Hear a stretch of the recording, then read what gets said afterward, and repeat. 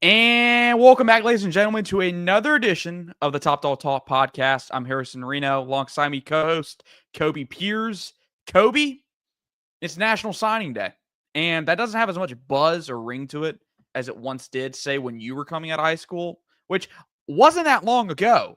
But that's just how the sport's changed, because when you were coming out on National Signing Day, that was a big deal. That was that was a time where everyone's sitting in front of the TV or whatever, scrolling across the board, message boards, wondering, hey, who's the big flip? Today's been rather tame. Hasn't been many big flips that I've seen. Obviously, there was a buzz around LaDainian Guyton in Georgia and all that, the five-star edge rusher out of Benedictine. Obviously, yesterday you had the big news about Jared Curtis and him flipping to Vanderbilt. That was kind of like, smoke for the last like 4 or 5 weeks. Like, that's not really a surprise in terms of, like, that just didn't come out of nowhere. But still, even with the five-star quarterback not in this class, I know you don't, we're not a recruiting show. We don't try to be.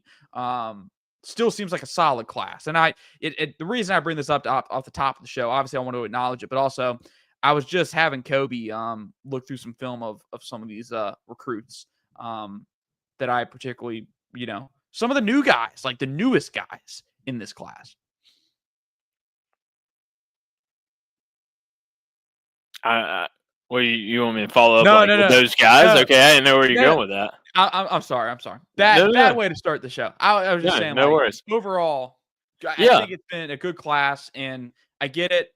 One outlet has this outside the top 5, which is the first time since 2016 that they had a top 5 class. But I've covered this cycle for Georgia, and I've covered this class from start to finish almost. I don't think this is a bad class by any means. I think this is a really strong class for Georgia, and I've been impressed.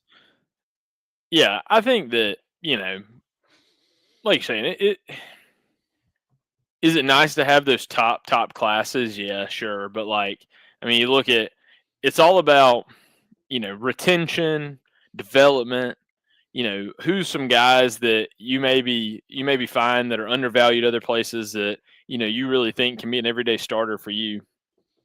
Some of the most important players in the Kirby Smart era have been guys that have been undervalued at other places. Guys that have been, 2 stars, 3 stars, walk-ons, maybe a 4-star. That's the hard thing about the 5-star guys is you'd love to have them. You love to have them commit, but man, more times than not, even if they just have average careers, you're like, we just thought this guy was going to be so much more out of high school than what he was. It's tough. We could go back and forth, but even with Jared Curtis, I'm sure we all hate to see him go, but it's kind of been the MO the last couple of years, which it sucks. It's been that way, but you have Arch basically choose Texas over you. You have Raiola flip late to Nebraska. You have him flip late to Vanderbilt. You really haven't had that top star rated guy stay with you late, whether it be NIL related, best fit. I think Arch's excuse was that he thought that he would develop the best under Steve Sarkisian, his offensive style. And then now the number 1 quarterback in the country, 5 stars, number 2 recruit in the class on some sites, wants to be the underdog. That's why he's leaving. You had the cog he didn't want to be a cog at Nebraska, at Georgia. He didn't want to be a cog, just another cog in the machine.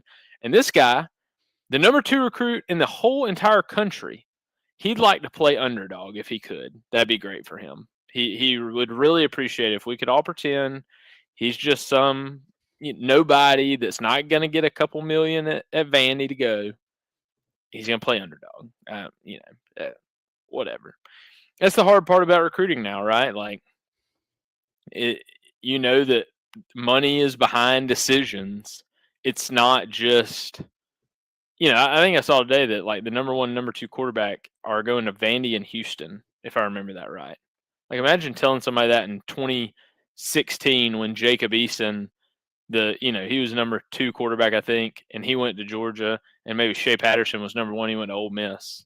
Or no, sorry, I think he went to Michigan. No, Where'd he go out of high school? Michigan first and then transferred to Ole Miss? I Sounds think that's right. right. It's either that way or it's opposite. Anyways, top two guys, two very blue-blooded programs versus, I mean, Houston's barely in the Big 12. Barely. And, I mean, yeah, I'm talking about barely. Yeah. So I think the overall takeaway from today, when you look through the recruiting class rankings, is the talent is being dispersed in terms of the rankings. Like, you don't see very many classes that have more than 3 or 4 5-stars. I mean, heck, according to Rivals on 3, Georgia only has 1 5-star in the class right now. Whereas you go look, Notre Dame, I think, has 4 5-stars. I think Ohio State has 4 5-stars. Now, granted, Ohio State, Brian Hartline going to USF, their number one or their top rated receiver commit, Chris Henry, has reopened, or not reopened things officially, but he is delaying his signing as he's looking at options again, because, you know, the god of receiver coaches is no longer going to be in Columbus. So, and that's a hard that's thing, right? Like, that's the new MO. It's no different than I saw Penn State sign two recruits today. They went from a top 25 recruiting class. They signed 2 recruits, and they're outside of the top 100. And my wife Katie and I talk about this all the time because soccer recruitment was so different when she was coming along, especially because of like how early you have to commit in women's sports comparatively to men's. Is like, you know, their big thing was, oh, you commit to the school. You commit to the school. You don't commit to the coach because you have to commit as like a freshman or sophomore in high school. You don't know by the time you get there who may or may not be there. Football is completely different now. Like, there is no more committing to schools. Like, you're committing to coaches, you're committing to offensive coordinators, you're committing to schemes, and you're committing to dollar signs.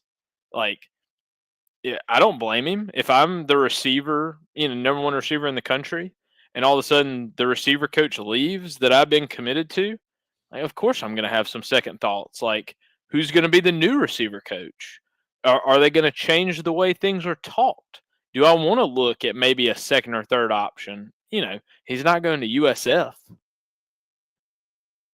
Yeah. Maybe. If the money's right, he might. I don't know. In terms of disbursement, I guess, I mean, when you look at the rankings, it doesn't feel like there's as many teams just stacking, you know, the 5-star talent as they're used to. And maybe I'm wrong. Maybe I need to go back, look through the years prior. Maybe it still looks the same way. But who knows? I mean, in a few years' time, we will look back. You know, we could look back on this class, but nah, like, the talent wasn't really dispersed because, you know, Alabama still got all these, you know, future first-round talents, and Georgia still had all these future first-round talents. Because at the end of the day, in a year from now, or 2 years, really, we're going to look back and be like, we won't talk about so-and-so being a 5-star. We're going to talk about, hey, that's a future first-round pick. So, which, that's what 5 stars are supposed to be. Future top 32 players in the NFL draft. But let's dig into the headliner. Georgia versus Alabama in the SEC Championship. Oh boy. Kobe, back in September, if I told you that we'd have a rematch between these two Titans, I don't think you would have called me crazy, but I don't think we would have said it was the most likely possibility. Because, at least in the media, Kobe, a team in burnt orange was just like written in pen to be in this game. Instead, it's, you know, a clash of old SEC foes, or pre-expansion SEC foes. I think it's amazing. I think that it is such a testament to Nick Saban and what he built over there. Like, the kingdom, the dynasty that he built. The fact that even through a coaching change, and Kalen DeBoer has done a great job. I mean, I'm not going to sit here. People want to talk about like he's not a really good coach. He is. You know, it just is a matter of fact. He has kept it on the rails enough that, like you're saying, I mean, last year they have that big miscue at Oklahoma that cost them. Otherwise, I'm pretty sure they would have been right there in it as well last year. And then this year they handled business down the stretch, right? Like, They drop one to Oklahoma that they could afford to lose, but then they handle business at Auburn, and they're right back. They're 10-2, and getting to play in another one, right? Like it just is unbelievable, the job. And then Kirby, I mean, he's been the head coach. Was this his 10th season? This is our 8th appearance. That's insane, right? Like you're talking about that. Basically, What is it? 8 of the last 9 SEC championship games they've been in. Yeah. You skip the COVID year. In the COVID year, if you beat Florida, you play into that year too. That'd have been crazy. Because Florida only beat you in there because they held the tiebreaker. Because when they lost to LSU late in the year, you had 2 losses and Florida had 2 losses. So if you'd have beaten them, you'd have been. I'll have to go back. I don't even think Florida's SEC. Florida got a good draw of that schedule that year. Georgia had to play Alabama in the West in Auburn, and no telling who Florida played from the West. Obviously, they played LSU because they lost that game, but I don't remember who their other Western opponent was off the top of my head. Yeah, because in 2020 we were still doing East-West, so we're still deciding it. You know what? I'm going to look that up because I'm thinking back. I'm just curious. I'm like, what was Florida's draw from the West that year? We played Archie. We played Archie in Alabama. That's right. Archie, Alabama, and Auburn. And then Florida played Texas A&M, LSU, and Arkansas. Wow. So Texas A&M was Florida's other loss then? Yeah. I forgot they lost at Texas A&M that year. Texas A&M was a one-loss team, number 5 team in the country. You remember that? How did I forget that Florida had 2 losses before the championship game? Yeah. Damn. Come on now. Forgot about that. You don't hate them bad enough. You gotta file things away.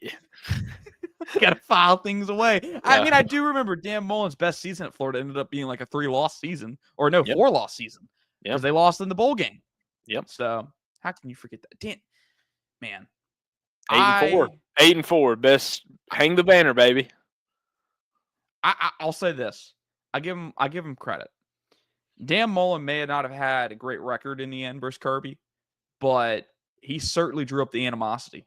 Like, Georgia fans hated Dan Mullen, even though they were 4-1 against him, 3-1 against him. Like, I think 3-1, right? 19, 20, 21, 22, maybe. Yeah. Or maybe 18, 19, 20, 21. I don't think Georgia fans really hated Billy Napier. I think people like Billy Napier because you got the better of him. But Dan Mullen, obviously Dan Mullen beat you, which helps. But Dan Mullen was going to talk his shit, win or lose. Yeah. I mean, Dan Mullen beat you. And I just dropped only once, and it was thanks to a wheel route. I'll never forget the day we just absolutely skull drug their ass when he was at Mississippi State. I mean, that just felt good. Ooh. Lance coming in with the question of the week. We gonna win this week? Don't listen to this fair weather fan over here. We'll get into predictions later in the show, but let's go ahead and start breaking down this game. Because Kobe, I went back into the portal of time and I looked at statistics from this last game. Okay. And we'll go ahead and dig into the keys of this game because it's pretty simple. And it goes hand in hand. You want me to tell you again? I told you the last time we played what the key was. I know you did. Hey, Georgia lost. So if you tell the keys, then maybe the same result will happen. Maybe we'll try something new this week, Kobe. Look, for me, let's go back in time, Kobe. September 27th, 7:30 till about midnight. What were the 2 things that lost Georgia that game? I'll go ahead and answer first one for turnovers. Kobe told us about that. He said the team that turns the ball over, the team who makes the mistake is going to lose. And 3rd down. That was it. Oh, he's a Bama fan. He's a Bama fan. All right. Wait, they found us. 3rd down and turnovers. Bama started, I believe it was 7 for 7 on 3rd down the night. Ended 13 of 19. I mean, it was just the craziest, most efficient offense I've ever seen on 3rd down against a Georgia defense. I mean, not even 2019 LSU routed Georgia up like Bama did that night to start that game. That was crazy. And then obviously the turnover issue. You had a turnover in your own end early in that game. You're already down, I believe you're already down 14 at that point. And you turn it over, had the fumble, leads to 3 points, which is a win for Georgia's defense that you didn't even get a touchdown. But still, it was those 3 deciding points in that game that lost you that game. Here's the good news, Kobe. I went back into the stats. Through the month of September, Georgia's opponent third down conversion rate was 40.68%. That ranked 93rd in the country. They've improved. They're down to 36.31%, which is still, it's far away from the standard that the teams you were on and the team that was after you set in terms of being up there. But through the month of November, all of November, they were allowing 27.87%, which is 13th in the nation for the month of November. Like, they've gotten better in the one area of this game that lost them it in September. Yeah, I think, like you're saying, September, early season, it's one of those things where the defense showed up and Alabama's offense just played a perfect first half in a lot of ways, especially on third down. And they did a phenomenal job. You know, Kirby tell you that don't let that get you confused on that they were just in 3rd and 13 all night and getting first downs. They were extremely efficient on 1st and 2nd down, getting into numerous 3rd and shorts, converting when they needed to convert. I think the biggest thing taken away from that game to this game that I'm hoping to see an adjustment is some aggressiveness on early downs. You know, I think that we definitely tend to feel people out a little bit in the early goings of, you know, not really pushing the pressure, not really, you know, taking chances, kind of that bend but don't break. I think Alabama showed you in that game that they can take what you give them and go right down the field. You're going to have to, you know, make them uncomfortable to make that mistake or to push that pass, especially as Ty Simpson, up into this point, knock on wood, obviously, there's a chance he comes out and looks like the same Ty Simpson he did earlier in the season, but, you know, struggled on deep passes in the last month. I think I saw something the other day against Auburn. He was like maybe like 2 for 17 or something on passes of 25 yards or farther. While I'm waiting on Harrison to come back, I don't know what happened to him. Am I back? Yep, you're back. I'm sorry, guys. I think my internet just kaput itself. All good, brother. I was monologuing. You were mid monologue, just perfect, just like breakdown, and I hear boop boop boop boop, and then everything starts loading again. So, damn, Kobe, I'm sorry. What were you saying before my internet rudely interrupted you? All good. I'm not gonna re-monologue for all the people that were watching, but I will tell you that basically I'm saying that as far as third downs go, they did a good job, to me, Alabama, of getting themselves manageable third downs in the game. I would like to see an adjustment being us possibly taking some more chances on 1st and 2nd down to try to create some negative plays, some pressures. Just talking about that Ty Simpson over the last couple of weeks has had more trouble against pressure and throwing the ball deep downfield. He really has had a lot more success throwing the underneath routes, which, like you're saying, never know. Quarterbacks tend to play extremely well against us, especially in first half. So I think that the biggest thing that Auburn showed you is you're going to have to be disruptive. That's always, to me, why Auburn plays them extremely well in the end of the year, is because defensively their game plan is feast or famine. Like, they may lose on a deep ball here and there, but they are going to blitz 6, 7, you know, play games, take chances trying to jump underneath routes. Like, they are going to be disruptive, and they're going to make that quarterback just a little hesitant in some of those throws, some of those reads of like, oh, this guy looks open, but what am I not seeing right now? Like, am I getting baited into this throw? So, again, though, you're in Mercedes-Benz. just a tough place to play these fellas. They're 17-1 all time in Atlanta. Damn, Alabama is? That's crazy. I'd hate to know what our record is. I mean, look, it's probably much better than you think it is, It considering other than Alabama, you really rarely lost in Atlanta. Correct. The only time I can remember is you've lost. So you lost a national LSU. championship game to them. You've lost some SEC championship games to them, and then you lost the one SEC championship game to LSU. Other than that, you also are very, very well off in Atlanta. Yeah. Speaking of first downs, getting more aggressive versus Bama team, I just got this. Bama's throwing on first down 60% of the time. And it's not a surprise considering how one-dimensional this Bama offense has been. And Lance, we know you're in here, self-professed Bama fan, so let us know if you disagree with us. By all means, you might be the expert for us tonight here on Bama. But get more aggressive on first downs and bring some pressure. But Kobe, I guess my question is, it felt like in that first matchup, wherever Georgia was bringing the blitz, Ty Simpson had an answer. Always knew where his answer was, and most of the time it felt like he was throwing right into the blitz, the vacated space. So, I mean, is that something Georgia's changed, you think? Is that something – because they've been aggressive. They know their best pass rushers have been their inside backers. C.J. Allen, Raylan Wilson, Chris Cole when he's in there. Like, they know they have to send those guys to get home because they usually can't get home with just their front four. So, I mean, what's the adjustment here? It's like, do you think Georgia's got more effective at it? Has it just been finding which pressures work best? Like, has there been an adjustment from Georgia's defense, you think? You know, if I had the perfect answer to that, Kirby would probably be, paying me to show the fellows what was up. But I think the big thing looking at the adjustments, it's timely. It's all about the gamble of do you dial up the blitz against the proper offensive call?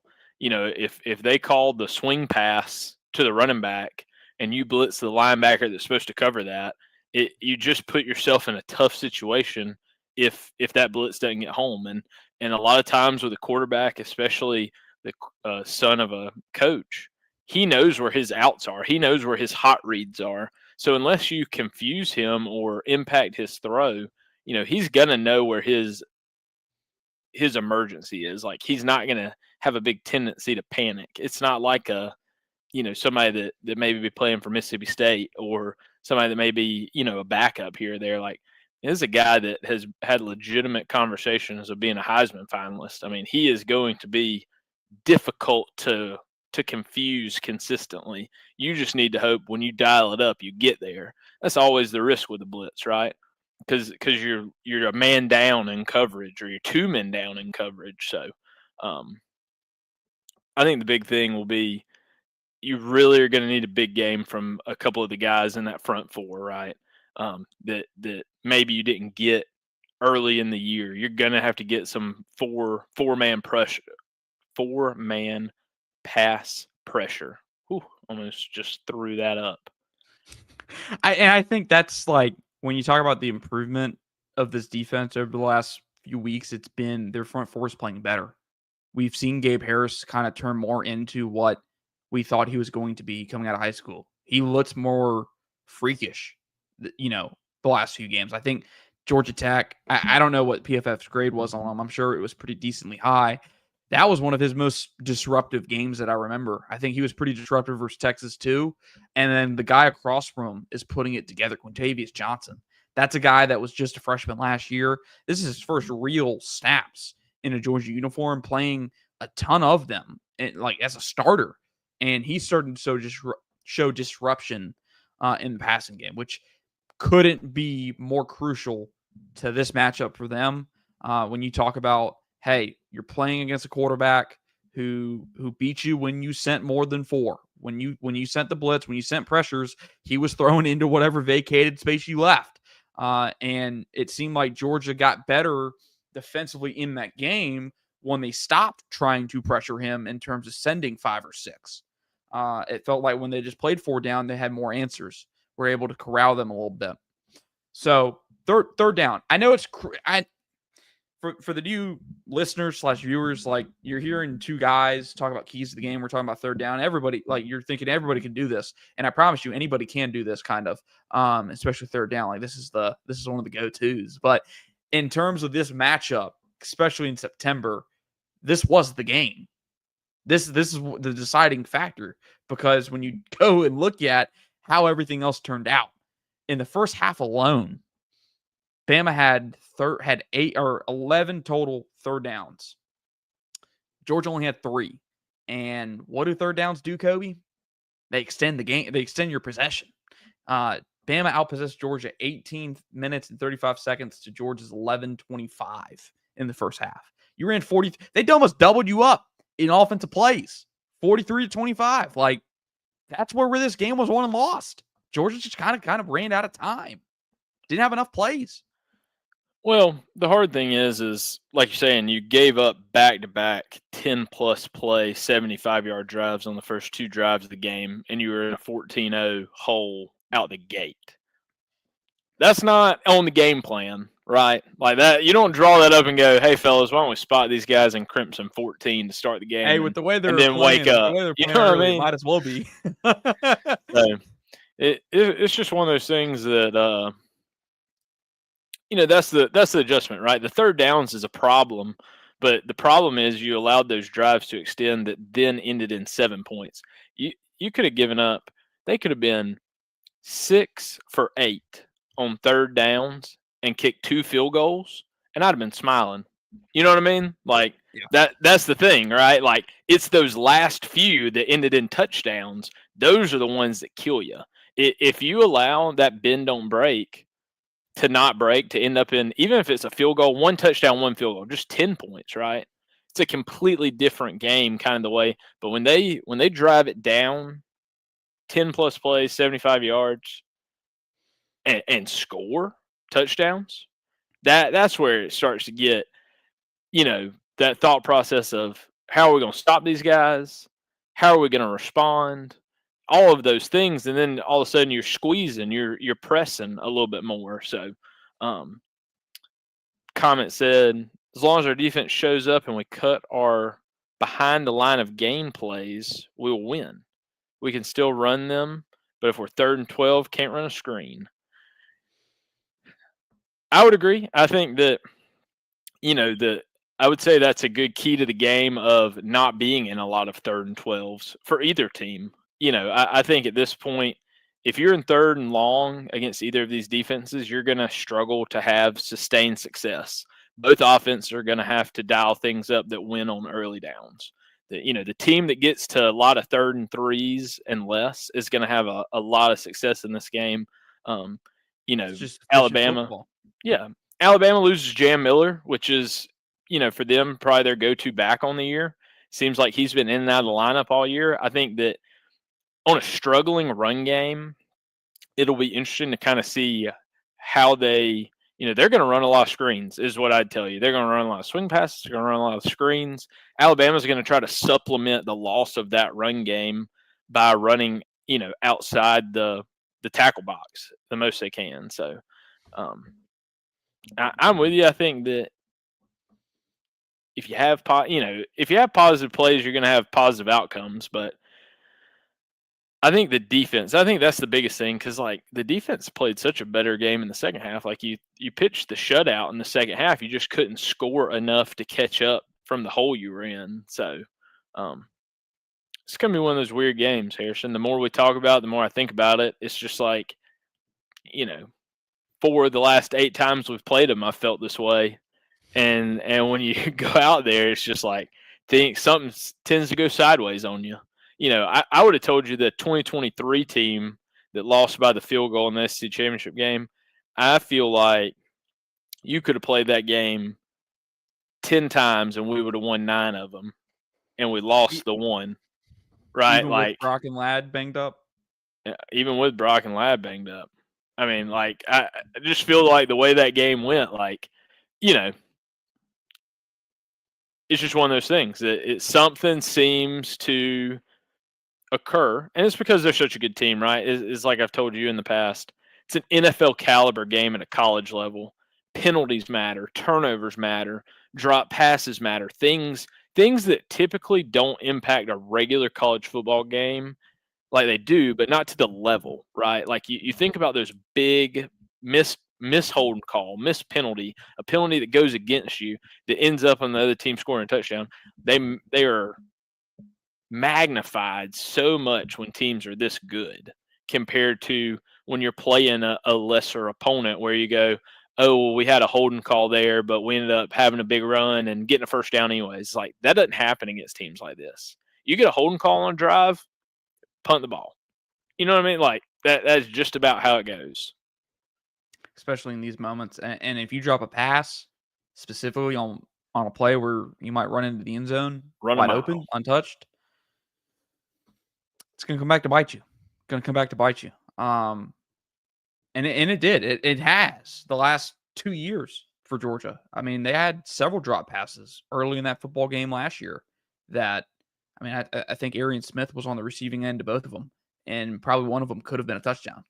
So, and that's how you get yourself into a big hole. So we've talked about the defense. And obviously, well, actually, one last point on the defense. We've talked about the seemingly improved defensive front. What we haven't talked about is the cleaner back end of the defense, which, my God, that was a bad way to put that. Oh boy. We're going to pass over that. Probably could have passed over that because Kobe didn't even realize it. It's been cleaner play in the secondary over the last few weeks. And I think it's a direct reflection of they've settled on their three corners on the perimeter. A lot, Dalen Everett playing opposite of Ellis Robinson, goodness, and DeMello Jones. Like, both those guys are way different players. I don't think DeMello Jones played much in this football game the first go around. I know Ellis Robinson did, and this is a much different football player. Like, Kobe, I know you remember hearing about this guy coming out of high school. I know you may not have been reading every single, Ellis Robinson update, but everyone hears about the 5-star corner that has insane ball skills and supposedly is the best man-to-man corner ever seen. Like, we all hear about that. We all see that. And this year, specifically over the last 6 to 7 games, we're starting to see what the hype was about with Ellis Robinson. Like, the ball skills. I don't know what it is about Georgia DBs and the bends that just makes them have to go make that insane just interception. I don't know what it is, but that's 3 times in a row now where they've played in the bends and one of their DBs have just made it an unworldly interception. This is can be an early career prove it game for somebody like Ellis Robinson, right? The number 1 corner, one of the highest ranked corners ever. The number 2 consensus player in his class, I believe, behind Jeremiah Smith. This is the show me game, right? Like, you will not play a better receiving core in the SEC typically than Alabama. They're going to stress you vertically. They're going to run crossers. They're going to run digs. Everything you could ever want as a man corner, they're gonna test you over and over and over, hoping that you miss a step, you misread, all those things. So, like you're saying, it definitely helps to think that the DBs are playing better going deeper into the season, which is always what happens, right? Like, there's early season kinks of not understanding your assignment, not understanding your angle. What are you doing? Kind of panicking with the balls in the air. You get more comfortable, right? You get more reps, you get more experience. You're going to need it. There's going to be a big situation where a cornerback is in phase of a receiver and they have to go make a play. It always happens, right? You think about the game last year where, they scored the touchdown late. I mean, we were in phase there. We had a chance to make a play, and we didn't, and we missed a tackle, and it goes for a touchdown. Like you're saying, I just think that the defense just has to play consistent. Would be my from first snap to last snap. If they play consistently, I like the chances that they have. I won't say we're going to win. I won't say that it will be easy, but if you just play a good, consistent, you tackle well, right? You don't have a lot of missed assignments, blown coverages. You don't give away a lot of free, easy touchdowns.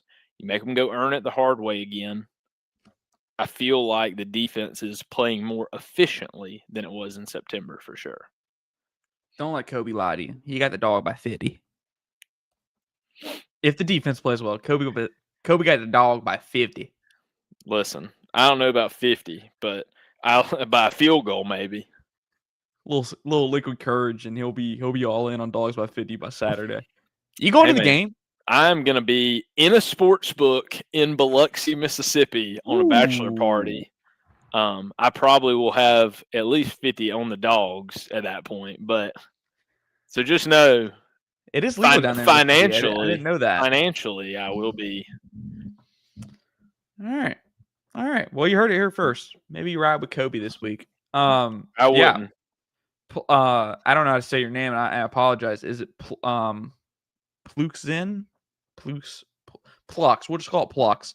100%. Our defense has been playing lights out recently, and Gunner is a quarterback that is physical and can make big IQ plays, but we're down 3 players on the line. I don't know about 3.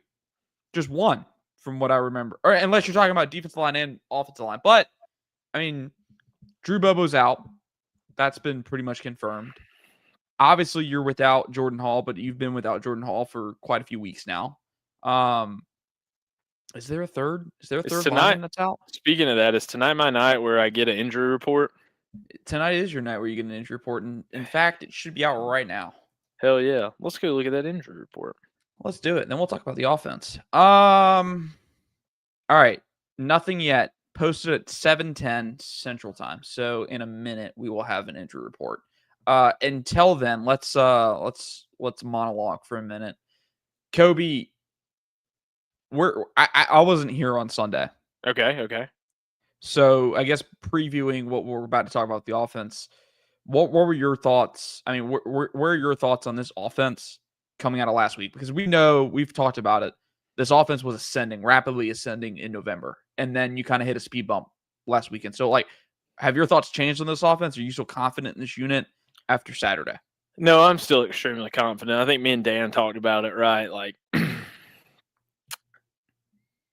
it's one of those weird things. It's a combination between just like having some play calls, untimely play calls against good defenses, right? Like, I think Georgia Tech happened to get themselves into positive situations at good times. You know what I mean? Like, if we were running the ball, suddenly they were bringing 7. If we had to throw it, all of a sudden they're dropping 8. Like, it was just aligning really well. I also think that we didn't take a lot of chances. You know what I mean? Like, there were a couple big plays that we took the chances on that were some no-call PIs that, maybe if the PI doesn't happen, we make the catch. Maybe if we get the PI call, you get the 15 yards in the first down. I just think that the early interception by Gunner, I'm not sure he shook it off as well as he has in the past. I felt like it kind of seemed like maybe it was in the back of his mind more. I think he tended to tuck the ball quicker, bring his eyes down, tuck the ball and run when maybe he didn't always have to. In that first half, I thought that going back and watching the copy that a couple of receivers were coming open as he's tucking against pressure that's not really there yet. Like you're saying, I mean, Kirby also, I know that sometimes the pressure's on to, hey man, if we don't turn the ball over again, we're probably gonna win this game. Like, I don't care if we don't score again. If we don't turn it over, we probably win this game. Is that a conversation they have at some point during the game, or? I don't know that that's the way the conversation goes per se, but it's like, hey, we've got to protect the football. We've got to be smart. We can't take a lot of chances. And I think that sometimes when you put yourself in that mindset, right, all of a sudden you're not necessarily dialing up the back of the book winners like you're gonna, I would assume, this Saturday night, right? Like, and it is what it is, right? Like, I just think that both things can be true. I think you can play a little off as an offense. I think you can play a little off as a quarterback. I think you can play a little off as a coordinator. But I also think that Georgia Tech can play uncharacteristically well in a rivalry game. And I think that maybe it was a combination of all of those things. Like, I'm not going to sit here and say, well, Gunner played horrible, Mike Bobo called a horrible game, we played horrible on the offensive line. Your starting center got hurt, so you're kind of like in this weird in between of like, what's the backup center doing? Is he calling the right protections? It's just a whole different thought process going through your head. I mean, he missed a pretty big block on an end around pull that I think is a touchdown if he makes the block. We have both guys on the outside blocked. If he blocks a guy on the inside, I'm not sure there's anybody between us and the end zone. But again, they've had a week to play around. Harrison, I don't know if any of your inside information knows what the starting five's been looking like this week in practice, but to me, they have all week to hammer out some of those details and really get some confidence back going in this offense going into the Alabama game. Like you're saying, offense that was ascending in November. I mean, to me, the Texas game is a lot more what they are. Throw the ball to the tight end, throw the ball to Noah. I didn't think we got branches involved as we have in the past on some perimeter passing, but I didn't think we had to. That's the hard part, right? Is like, if you don't have to, why do you? Yeah. And real quick, that's just a preview. For folks that are new to the Top podcast, welcome, first off. To introduce the gentleman to my right, this is Kobe Pierce, UGA football alum, played Georgia 4 years, and then played at Troy. Rejoined Georgia's staff didn't play at Troy. Did not play at Troy. I'm sorry. Did not play at Troy. He has a Troy helmet in the background, which threw me off. I went to Troy for my master's, but I did not play at Troy. I'm sorry. I should have known that. Yeah, all good. Rejoined Georgia's staff for a few years, and now still in Athens. Now does this podcast with us. Luckily for us, this is our guy. We usually have Dan Kiley here, but Dan decided to do big league us tonight. Kobe, I got the injury report you like. Big news on the Bama front. LT Overton out for this game. That is new. That is brand new. He was not injured as of last week. And I guess something must have happened between Saturday and today, and he is no longer available for the Crimson Tide. Oh, wow. So Bo Walker's not going to be available. I don't know. Is that out? Is that behind the paywall of like that Bo was in, maybe had something off the field happen? Yeah, I'm not sure if that's been put out there publicly, but yeah, there is something out on the dog event. You can go find out. Bill Walker got into a off-field accident. Nothing long-term, but just nothing, yeah. I just more meant like I would have thought he'd have been more like questionable. Yeah, kind of like Jam Miller, because I don't think there's any way Jam Miller plays in this game. Like, not based off what it looked like last week. That's interesting for LT Everton. That's a big time player for them. Out of kind of nowhere. I haven't seen anything about why or what happened. So I mean, he was the one just the other day that was, I think, hawking for Bama in the about this game. So unless Bama does it differently, usually Georgia doesn't give us injured players for availabilities. Yeah. This must have just happened. So, hey, I mean, from Georgia's perspective, you're down your starting center. They're down one of their best pass rushers. Although this guy does it all for them. Cam Dewberry starting guard for them, right, too? Don't remember that? Yeah. And then starting tight end, Cuevas, or plays snaps. Maybe backup tight end right there, too. And I believe their starting center, All-American starting center, he's obviously not on this, but he's been playing off one foot for at least the last week. So he's been hurt. They're both banged up football teams. On the Georgia front, I mean, usual suspects. I know for some, Bo Walker's a new name. Drew Bobo's not a surprise. Jordan Hall has been on here for a few weeks. Kyron Jones has been on here for a few weeks. It's interesting. It seemed like Kyron was progressing the last few weeks, and now obviously he's back into the out column. we'll have to figure out what's going on there. Might just be maybe he suffered a setback or he's just not ready to go. Well, like you're saying, I think that, obviously if we had some Alabama fan kind of help us out, but if you're watching, you're a Georgia fan, you don't really know what's going on. Colby Young has a lower leg injury. He's been out for weeks. Ethan Barbour had an ankle injury that required surgery. Nasty one. I would imagine he is done for the year. Jordan Hall, ACL, done for the year. Drew Bobo hasn't been disclosed yet, but at this point in the season, I would say done for the rest of the season. Bo Walker, obviously, he's on the out list, but if you play into December and January, you could expect to get Bo Walker back. And then, like Harrison saying with Kyron Jones, was looking like over the last 4 weeks, maybe he was trending to be able to play sooner rather than later. Now with this out, maybe had a setback of maybe not being as ready as they thought he was. But not a ton of big surprises on our outs, I would say, compared to LT Overton,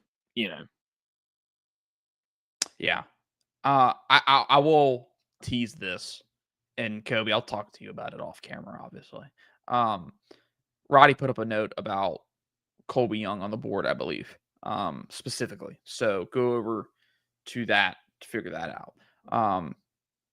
Yeah, I'll leave it at that. The dog vent, UJSports.com.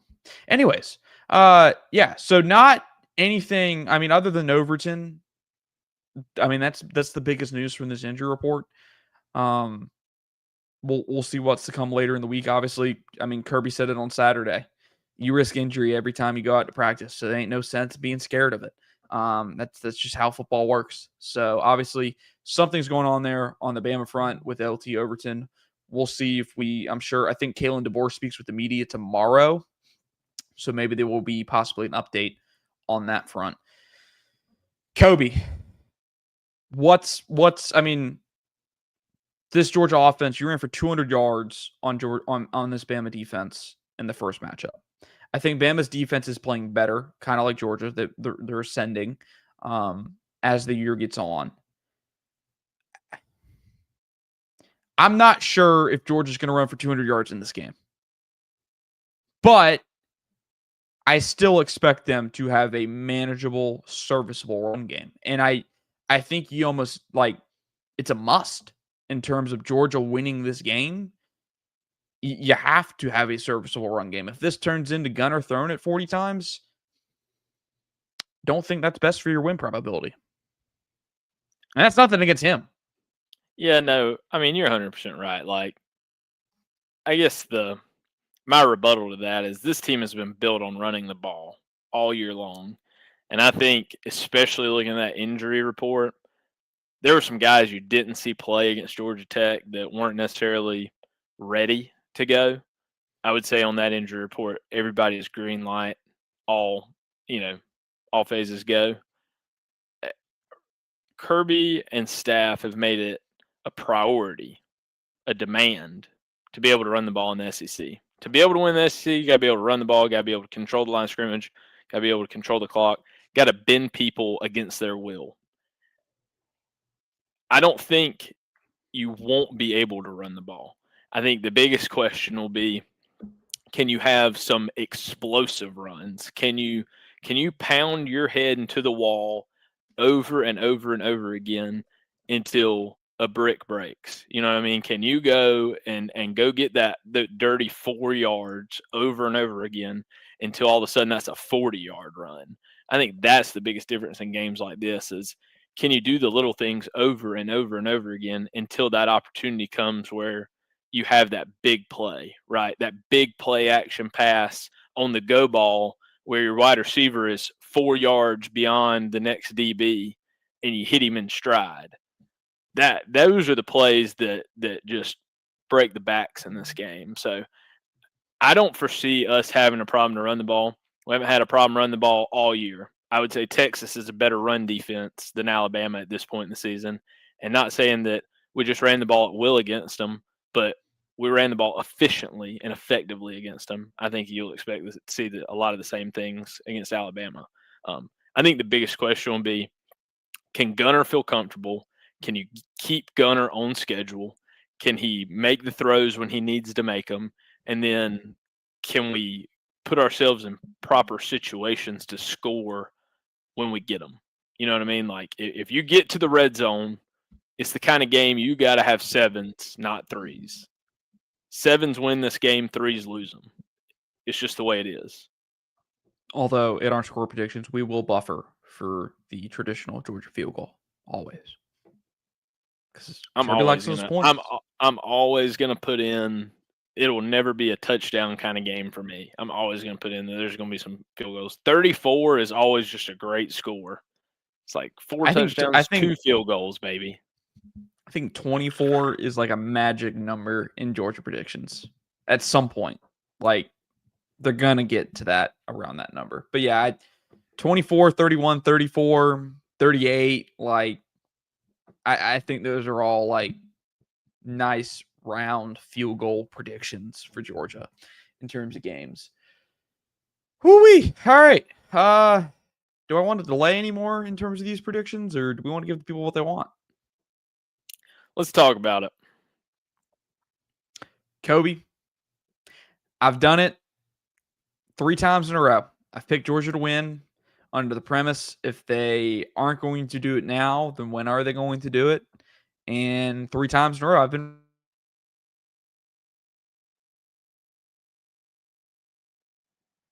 Your internet just cut out in the middle of you doing the most heinous of things, and I love it so much. I hope everybody watching knows that this man was about to do the cardinal sin, and his internet stopped him. So we'll see if he gets back anytime soon. As far as monologuing while he's getting back, because this is all of a sudden a one-man show, Indiana versus Ohio State, 1-2. Ohio State a 4-point favorite in that game. I think it's a big game for Kirk Cignetti. And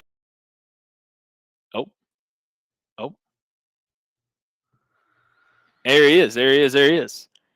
I told the people, I said, your internet stopped you from doing the most heinous thing on a Georgia podcast that's ever been done. Your internet was like, we can't let this man do it.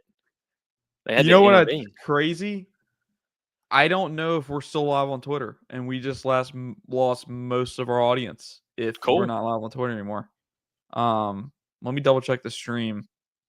We're still okay. We're still live on Twitter. All right. Nice.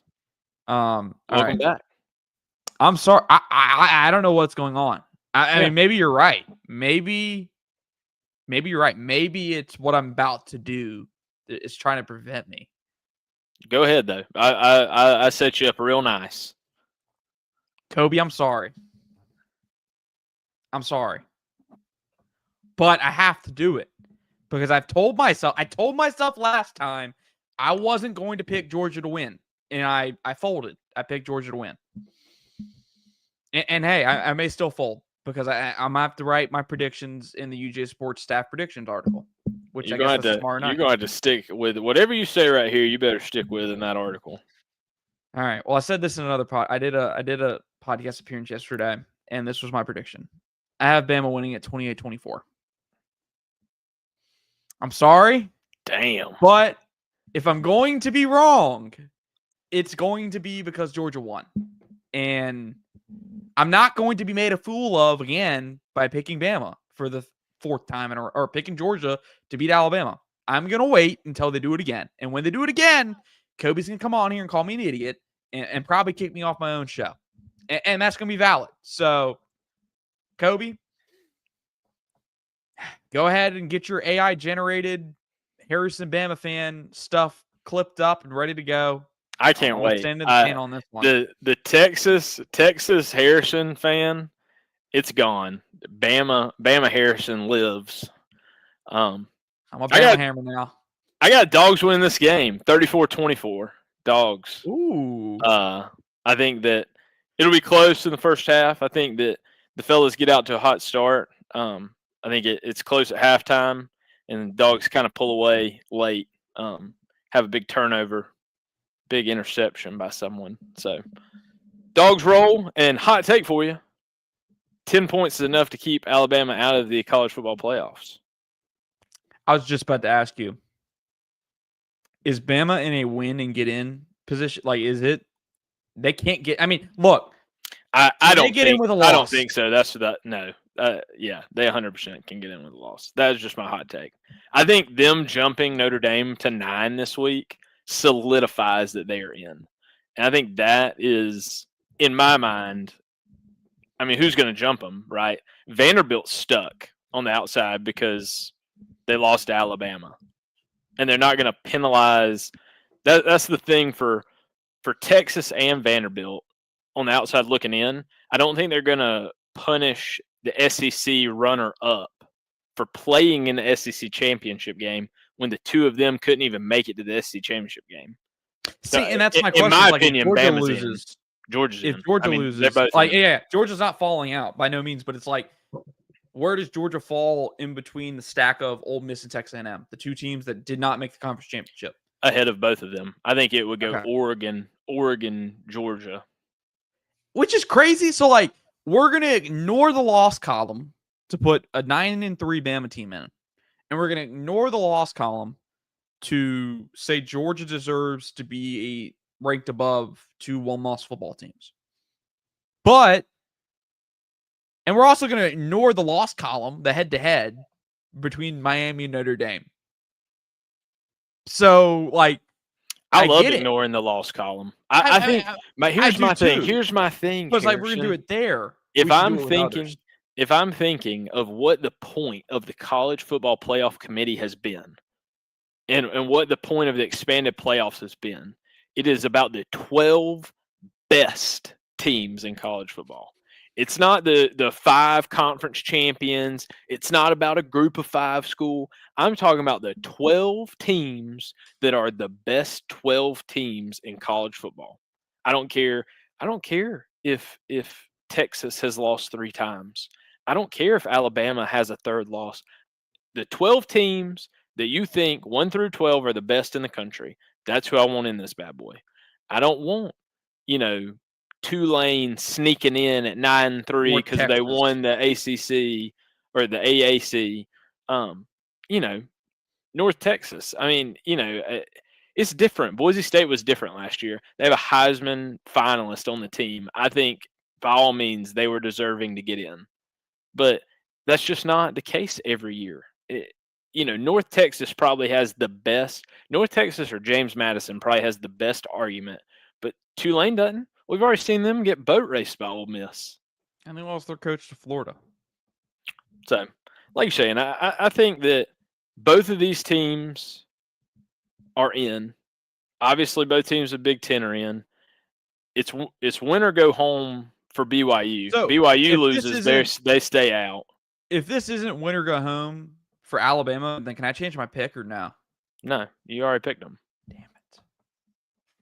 See, that was what I'm joking. I'm picking Alabama to win until Georgia proves me wrong. I'm sorry, Kobe. I'm sorry. It's fine. It's not me you have to answer to. I mean, it could be. You got to sleep. It could be. That. It could be worse, dude. We could come on here next October and I pick Florida to win. And by all means, if that happens, y'all may not see me again because Kobe might actually ban me. But you deserve it. Yeah, honestly, at that point, yeah, probably so. All right. Well, that's Kobe Pierce. Dan Kiley's sitting up in like State Farm Arena, probably in like some nice suite, watching the Hawks play. Didn't want to hang out with us tonight. It's all right. He'll be back on Sunday, I assume. Maybe a big week. Kobe, are you gonna be here on Sunday? I know you said you're gonna be in Biloxi, Mississippi. Probably not. All right, Kobe's big leaguing us. 100%. Before we go, quick thoughts around the horn. Mm-hmm. Big 12 championship, Texas Tech, BYU, Texas Tech 12.5-point favorite in a rematch. What happens? BYU to cover, Texas Tech to win. Okay. Indiana, Ohio State, number 1 versus number 2. 2 undefeated teams, Ohio State 4-point favorite. Ohio State, hammer it. Hammer it. Okay. Hammer it. The bracket buster.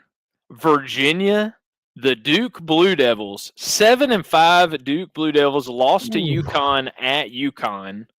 If Duke wins, the ACC misses the playoff entirely. Virginia, 3.5-point favorites. Who you got?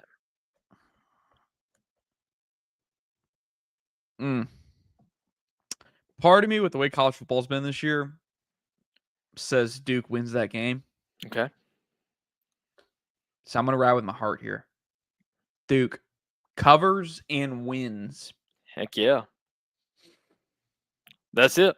Everybody else is, big Not time an spreads. interesting spread. Well, I mean, North Texas Tulane is 2.5. North Texas 2.5. for probably a spot. Definitely the winner plays in the big dance. So They need to remake the rule. Like, yes, if a G5 team is ranked inside the top 12, then yes, they get a spot. But they should not be guaranteed a damn spot if they're not one of the 12 best teams. Man, I don't know though. North Texas has put the hammer down on almost every team they've played all year.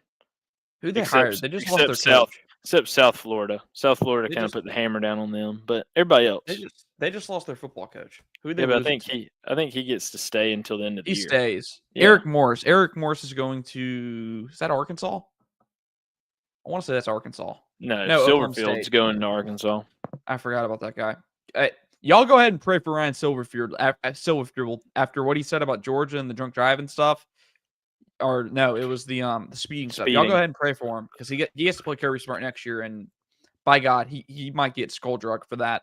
I don't think he had that on his mind. He didn't think he was going to be sitting in the damn SEC meetings when he said that comment. I can assure you of that. Anyways, we'll be back on Sunday. Kobe will be back on Wednesday. If we even do a show on Wednesday, I was about to say, I assume we may skip next week. We'll see. It just See. depends. I mean, you don't want to talk Army Navy, do you? Not. I mean, we're gonna do a 15-minute show on Army Navy. Come on, dude. I know you can talk more than 15 minutes about the option offense. I 100% can. All right. This is Harrison Reno with Kobe Pierce. This is Top Dog Talk podcast. We'll see you next time.